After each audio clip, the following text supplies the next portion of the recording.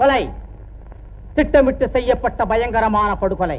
கனம் கொற்றார் அவர்களே, இதோ குற்றவாளி குண்டிலே இருக்கும் இந்த வேலையா சிதம்பரம் கம்பெனி கேசியர் கணபதியை சென்ற ஜூன் மாதம் 1 தேதி என்று இரவு 11 மணிக்கு கொலை செய்திருக்கிறார். அதற்கு ஏராளமான ஆதாரங்கள் இருக்கின்றன.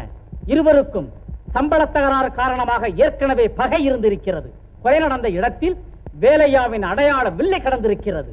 கொலை செய்யப்பட்ட கேசியர் கணபதியின் ரத்தம் சோய்ந்த சட்டை வேலையாவின் வீட்டில் கிடைத்திருக்கிறது. வேலையா அன்றிரவு வீட்டிற்கு வரவே இல்லை. விடியற் காலையில் தான் வந்திருக்கிறார். அதை அவர் மறுக்கவில்லை. எனவே வேலையாதான் குற்றவாளி என்பதில் கடுகளவும் சந்தேகமில்லை. ஆகவே வேலையாவுக்கு கடுமையான தண்டனை விதிக்குமாறு கனம் கொற்றார் அவர்களை கேட்டுக்கொள்கிறேன். நீ ஏதாவது சொல்ல விரும்புறியா? நான் உண்மையிலேயே ஒரு நிரபராதி. இந்த கொலைக்கும் எனக்கும் எந்த சம்பந்தமும் இல்லை. அதை உன்னால நிரூபிக்க முடியுமா? கொலை நடந்த அன்னைக்கு சாயந்தரம் என் வேலை முடிஞ்சு சம்பளம் வாங்கறதுக்காக நான் ஆபீஸுக்கு போனேன். அப்போ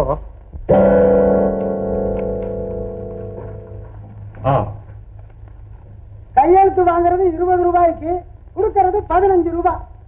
இப்படி ரூபாய்க்கு 4 ரூபாய் பிடிச்சா என்ன அர்த்தம்? அர்த்தத்தை கேட்ட உனக்கு தான் அனர்த்தம். மேனேஜர் ஐயா உள்ள இருக்காரு. அவர் காதுல விழுந்துடுச்சுன்னா உன் சீட்டை கடிச்சிருவாரு.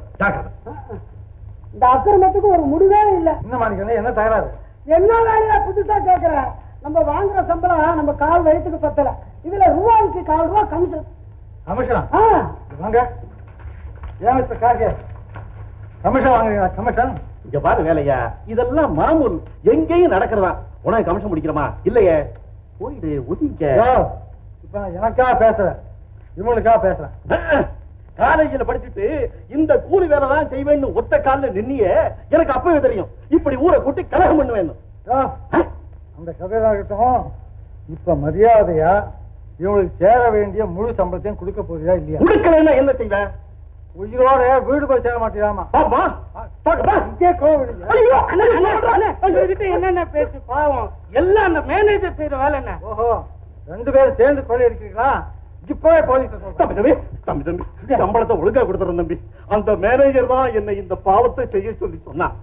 தம்பி சத்தியமா சொல்றேன், ஒரு பைசா கூட நான் எடுத்துக்கிறது இல்ல தம்பி. விட்டுருக்கு தம்பி. இத்தனை நாள் இப்ப ஏமாத்தி எடுத்த பணத்தை எல்லாம் உங்க மேனேஜர் தான் எடுத்துக்கிட்டாரு அப்படின்னு போலீஸ சொல்லுவீரா? சொல்லு தம்பி. நாளைக்கே என் கூட வந்து சொல்லணும். சொல்றேன், நிச்சயமா சொல்லு. சரி, எல்லாருக்கும் ஒழுங்கா சம்பளம். இந்த உனக்கு 5 ரூபா, உனக்கு 5 ரூபா, இந்த கேட்டு 20 ரூபா. இந்த தகராறுக்கு அப்புறம் நான் என் வீட்டுக்கு நடந்தே போனேன். படியில ஒரு இடத்துல கூட்டமா இருந்தாங்க. என்னன்னு பார்க்க போனேன். அப்படியே எல்லாரும் உட்காருங்க, உட்காருங்க. தோழர்களே, இப்போது கிட்டத்தட்ட மணி 11 ஆகிறது. இந்த இரவு நேரத்திலும் சீரணிப்படையினர் செய்ய காத்திருக்கும் இந்த தொண்டு மனிதாபிமானத்திற்கு, சுயநலமற்ற சேவைக்கு ஒரு அடையாளமாகும். பகல் முழுவதும் பல இடங்களிலே பணிபுரிகின்றவர்கள் இரவு நேரத்திலே இவ்விதமாக தொண்டு புரிவது உலகில் எங்கும் காண முடியாத அதிசயமாகும். இன்று சீரணிப்படையினர் புதிதாக ரோடு போடும் பணியிலே ஈடுபடுகிறார்கள். ஆகவே இப்போது வேலையை துவக்கி வைக்கிறேன். கொஞ்சம் இருங்க, 11 இன்னும் 2 நிமிஷம் இருக்கு. இல்லைங்க, மணி 11 ஆச்சு, வேலையை ஆரம்பிக்கலாம்.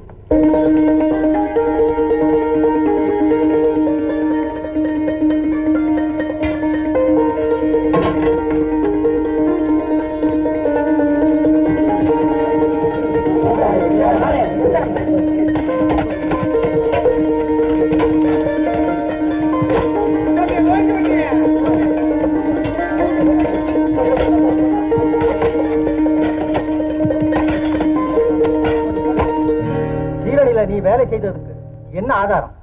லிஸ்ட்ல உன் பேர் இருக்கா? இல்ல, நான் தற்செயலா அந்த பக்கம் போனேன். எல்லாரும் வேலை செய்திருந்தாங்க.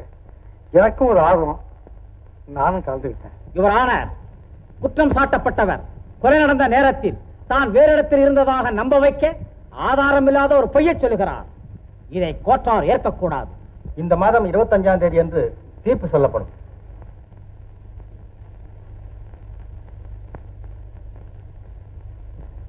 பொழுது விடுச்சது, கையில எடுத்தாச்சா பேப்பரை? வேற ரெடி செய்ய சொல்ற? இன்னைக்குதான் கோர்ட் லீவ் ஆச்சே. இருந்துதான் என்ன மிச்சம்? உங்களை பொறுத்த வரைக்கும் கோர்ட்டு வீடு ஒண்ணுதான். ஒரே ஒரு வித்தியாசம், அங்க நான் கேள்வி கேட்டுக்கிட்டு இருக்கேன், இங்க நீ கேள்வி கேட்டுக்கிட்டு இருக்க, அவ்வளவுதான். ஆமா, அதுல ஒண்ணும் குறைச்சல் இல்ல. என்னடா நம்ம பொண்ணுக்கு வயசு ஏறிக்கிட்டே போகுது, சீக்கிரமா ஒரு மாப்பிள்ளை பார்ப்போம், சட்டுப்புட்டுன்னு கல்யாணத்தை முடிப்போம்னு கொஞ்சமாவது உங்களுக்கு சூடு சொல்ற இருக்கா? மாப்பிள்ளை மாப்பிள்ளையா? ஓம் பொண்ணுக்கா? கிடைப்பானா?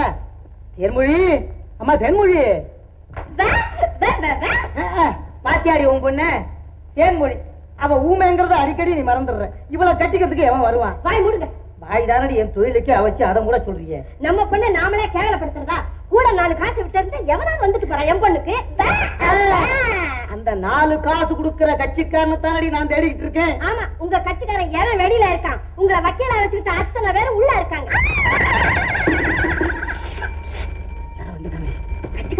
கட்சிக்காரனோ கடன்காரனோ போய் தான் பாரு.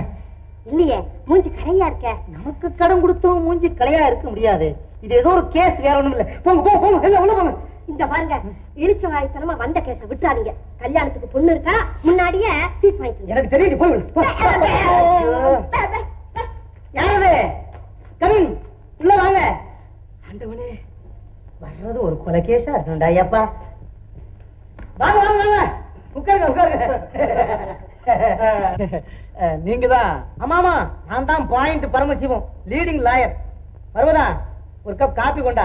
சார், நான் உங்களை பத்தி நிறைய கேள்விப்பட்டிருக்கேன் சார். இருக்கும் இருக்கும், பல பூட்டுக்களை நானே உடைச்சிருக்கேனே. என்னது, பூட்டை உடைப்பீங்களா? நோ, சட்டப்படி வாதாடி ஜெயில் பூட்டுக்களை உடைச்சி பல பேரை விடுதலை பண்ணிருக்கேன்.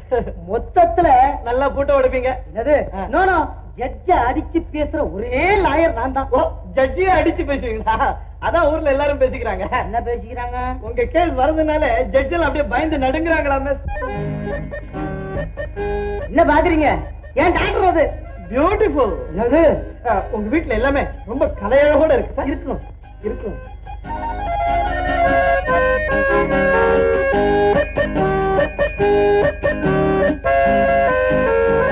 இங்க பாருங்க, நீங்க கொண்டு வந்திருக்கிற கேஸ் என்ன விஷயம்? கேஸ் ஒண்ணு இல்ல சார், நானும் ஒரு வக்கீல். இப்பதான் சார் பிஏபிஎல் பாஸ் பண்ணிருக்கேன். என் தொழிலுக்கே போட்டியா? உங்ககிட்ட தொழில் கத்துக்க வந்திருக்கேன் சார். அடப்பாவி, ஒண்ணு இல்ல, நீங்க எதுக்கு இந்த தொழிலுக்கு வந்தீங்கன்னு கேட்க வந்த, வேற ஒண்ணும் இல்ல. அதுல பாருங்க சார், நாம செய்யற தொழில நமக்கு ஒரு ஆபத்து இருக்க கூடாது. இப்போ எலக்ட்ரீஷியனா போனோம், தவறு செஞ்சோம், நமக்கே ஷாக் அடிச்சிடும். அட கார் டிரைவரா போனோம், தவறு செஞ்சோம், ஆக்சிடென்ட்ல நாமே செத்து போடுவோம். வக்கீலா போனோம், தவறு செஞ்சோம், நம்ம கட்சிக்காரன் ஜெயிலுக்கு போவா, நாம ஜாலியா ஃபீஸ் வாங்கிட்டு இருக்கலாம்.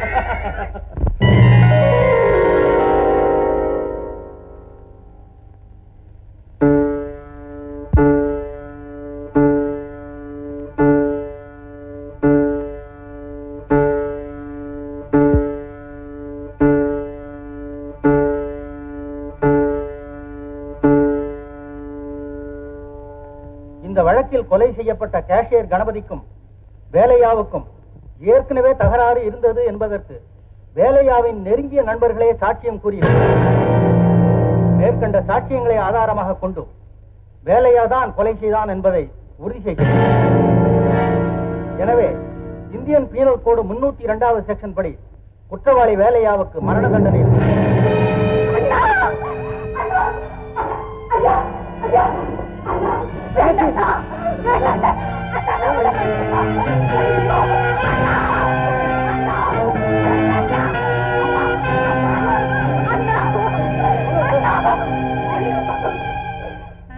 எத்தனை நாளைக்கு தான் இப்படி ஊருக்கு வெளியே ரகசிய வாழ்க்கை நடத்த முடியும்? அதாவது நமக்கு முறைப்படி கல்யாணம் நடக்கணும், அவ்வளவுதானே? ஆமா. கவலைப்படாத பார்வதி, இன்னைக்கு எனக்கு நிறைய பணம் கிடைக்க போகும். நாளைக்கே நம்ம கல்யாணத்தை சும்மா ஜாம் ஜாம் நடத்திடலாம். பணமா? ஏதா? அது நம்ம மேனேஜருக்கு நான் ஒரு பெரிய உதவி செஞ்சிருக்கேன். அதுக்காக அவர் எனக்கு நிறைய பணம் கொடுக்க போறாரு. பணம் கிடைச்சாலும் கிடைக்காட்டாலும் ஒரு மஞ்ச கயிறாவது வாங்கிட்டு வந்துருங்க. மஞ்ச கயிறு என்ன பார்வதி, தங்க கயிறோட திரும்பி வர சந்தோஷமா. என்னது, எங்க வந்தையா? என்னையா இப்படி கேக்குற? ஏன் வெளிப்படையா சொல்லணுமா? கேஷியரை கொலை பண்ணதுக்கு பணம் வாங்க வந்த. அடப்பாவி, நீயா கொன்ன? நீதான் ஒரு அடி அடிச்சுட்டு வில விலத்து போயிட்டிய. நான் இல்ல கொன்ன, நான் கொன்னதுக்கு உனக்கு சம்பளம் வேணுமோ? அன்னைக்கு நடந்ததை எல்லாம் மறந்துட்டியா? கொஞ்சம் நினைச்சு பாரு. நான் சொன்னபடி கேஷியரை கூட்டிட்டு வந்த. என்ன அழகாச்சா, மேனேஜர் கூட்டிட்டு வர சொன்னாரு, சொல்லிட்டு எங்க அழைச்சிட்டு போற? இங்கதான் இருக்கிறேன்னு சொன்னாரு.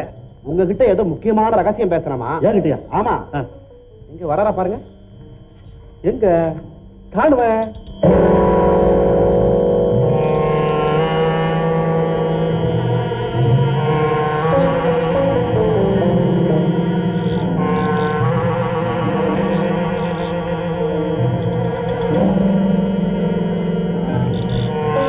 ரமேஷா போலி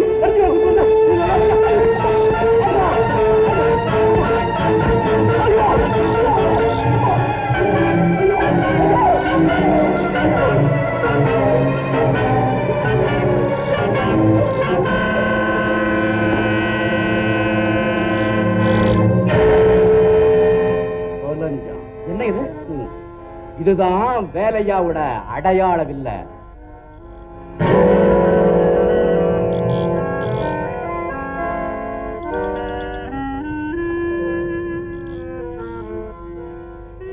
தொடர்கி இவன் அடிக்கத்தான் பயந்த. இந்த சட்டையாவது பத்திரமா கொண்டு போய் வேலையா வீட்டுல போடு. எதுக்கு? எதுக்கா? ஒரே கல்லுல 2 காய். நம்ம ரகசியம் எல்லாம் தெரிஞ்ச கேஷியர் தொலைஞ்சான். இவனை கொன்னதா நாளைக்கு வேலையா போலீஸ் பிடிச்சு நம்ம எதிரிகள் 2 பேருமே க்ளோஸ்.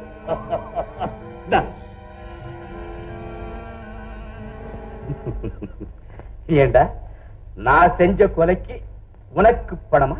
இந்தாயா, இந்த கதையெல்லாம் இங்க வேண்டாம். நீ செய்த அயோக்கியத்தனத்தை எல்லாம் கேஷியரும் வேலையாவும் முதலாளி கிட்ட சொல்லிடுவாங்கன்னு பயந்து கேஷியரை கொலை செய்ய சொன்ன. அந்த பழிய வேலையா மேல போட்டோம். அவனும் தூக்கில தொங்க போறான். இது எல்லாத்துக்கும் நான் உடம்பையா இருந்தேன். இதோ பாரு, மரியாதையா பேசின பணத்தை கொடுத்துரு. இல்ல இல்லன்னா என்னடா செய்வ? என்ன செய்வேனா? செய்யறதை போடா. நீ கொலை பண்ண விஷயத்தை போலீஸ்ல போய் சொல்லிடுவேன். நில்றா. டேய், போலீஸ் ஸ்டேஷன் போனா என்ன ஆகும் தெரியுமா? என்ன ஆகும்? கொலை செஞ்சவனுக்கு என்ன தண்டனையோ அதே தண்டனை தான் கொலைக்கு உடந்தையா இருந்தவனுக்கும். போலீஸ் ஸ்டேஷனுக்கு போய் சொல்றியா? போறியாடா? இருக்கு பேர உட்கார்ற. சந்தோஷமா கேட்டு வாங்கிட்டு போவானா? உட்காரு. தாக சாதி பண்ணி ரொம்ப நாள் ஆச்சுல. இரு, உனக்கு ஏராளமா தாராளமா கொண்டு வரேன்.